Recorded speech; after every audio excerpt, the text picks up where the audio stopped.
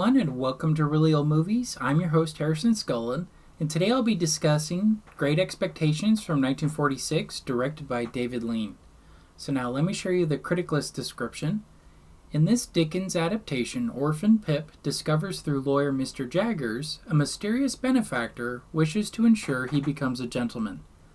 Reunited with his childhood patron, Miss Havisham, and his first love, the beautiful but emotionally cold Estella, he discovers that the elderly spinster has gone mad from having been left at the altar as a young woman, and has made her charge into a warped, unfeeling heartbreaker. Alright, so that's the description of the film. Let me show you my thoughts on the plot. So the plot, I gave it a 2.5 out of 5. Not gonna lie, I was pretty bored for a good chunk of the story. I've never read the book, so I don't know if this is a faithful adaptation or not.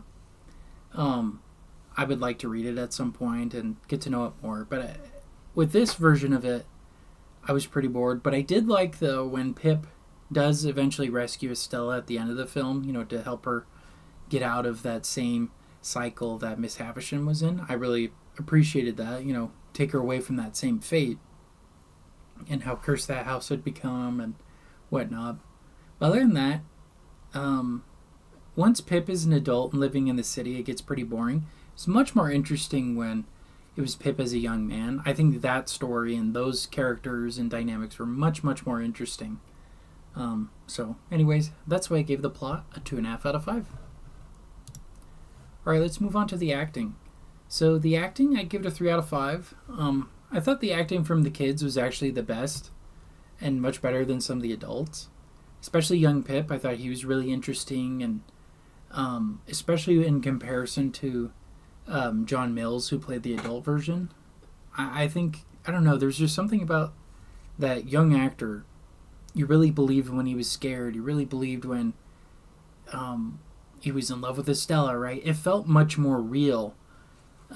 John Mills, he seemed a bit too miscast for me. He didn't seem like the same character as the younger one.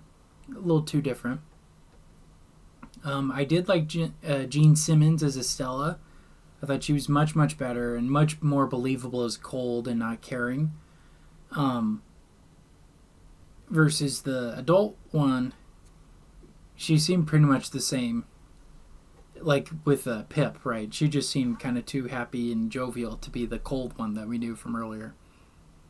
I don't know if that's part of the book or not, but with the acting wise, they felt like completely different characters. They didn't seem like the same.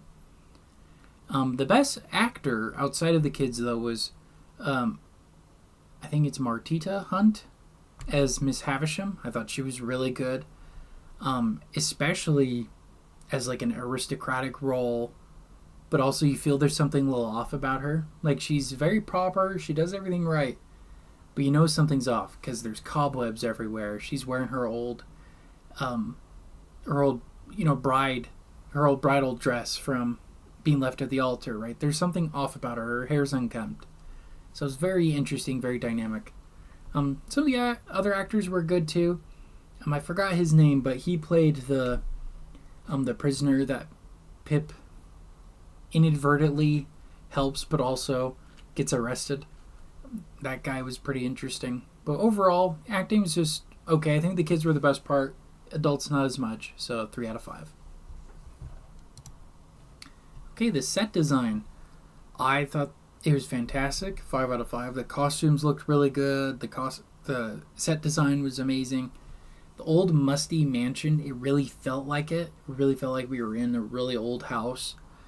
The cobwebs everywhere, the curtains, it was very dark and very gloomy. The unkempt bushes and whatnot outside felt very claustrophobic and very felt like the world was kind of closing in, right? It was very perfect for the tone that David Lean was trying to set with this film. So I thought that was very good.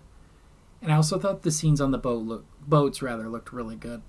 It really looked like they were actually out on the ocean and on big boats in some scenes. So yeah, overall 5 out of 5 for set design. Alright, for cinematography, 5 out of 5. Where the acting was kind of lacking, where the acting was kind of lacking, David Lean makes up here with cinematography. Guy Green was the cameraman for it. Amazing. Some of the best shots in a David Lean film I've seen in a long time, especially with Lawrence of Arabia and Dr. Zhivago. Those are both very beautifully shot. This is another one too. Some of the best ones were like this one here at the very beginning with Pip at the graveyard. Amazing. They did a really good job here. I was very impressed with it. Again, when we're inside the mansion, very claustrophobic, and the camera kind of zooms in and whatnot. It really worked really well. I was very impressed. 5 out of 5. Right, the music, it was pretty generic. 3 out of 5. The best though is when we're inside of the creepy manor that I keep mentioning, and this is it here. It really feels claustrophobic and musty and whatnot. You can almost smell and feel the dust in the air. Just how musty it was. Very generic music though. 3 out of 5. Alright, so overall that brings my critic list score to a 74% or a 3.7 out of 5. So now let me break that down for you. The graphic language, none. Violence, there's some deaths and there's some hangings, but nothing is ever shown. It's all off camera or obscured. The most disturbing scene for sure is when Miss Havisham, or Miss Hashman? I think it's Havishman. When she dies by a fire, we don't actually see anything. We just hear her screaming, and the screaming is pretty disturbing and terrifying. That's probably the most crazy scene in the whole movie, but other than that, very tame. Alright, nudity, sexual content, none, just kissing.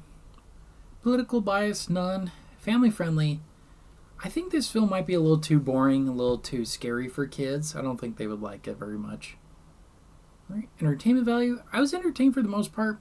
It really picks up near the end once Miss Havishman, I think that's her name, when she dies and when Pip is reunited with Estella and Abel, those are kind of the best scenes in the movie and really help pick it up a bit. I think it kind of slowed down a bit once we see Pip as an adult living in London and whatnot. It was a lot boring. Long stretches of nothing happening.